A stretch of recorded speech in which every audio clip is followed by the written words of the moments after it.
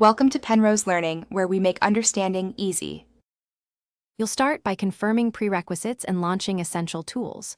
First, make sure you're signed into an admin account. This avoids permission limits. Press Ctrl plus Shift plus ESC to open Task Manager and look for Explorer. This process controls the taskbar.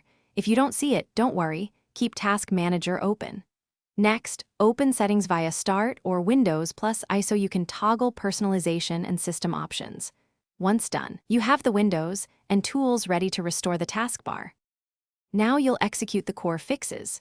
In Task Manager, select Windows Explorer, click Restart. That reloads the shell and often returns the taskbar immediately. If it doesn't, open Settings Personalization taskbar. Toggle Automatically hide the taskbar and then toggle back, and ensure lock the taskbar is set as you prefer.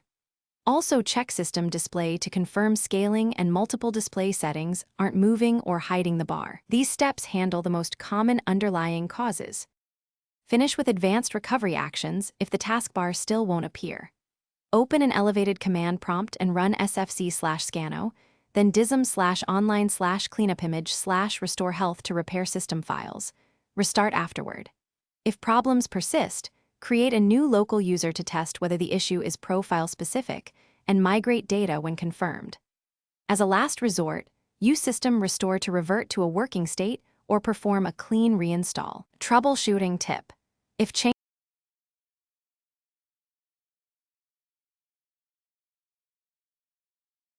Thanks for watching. If this was helpful, leave a like and consider subscribing. See you next time.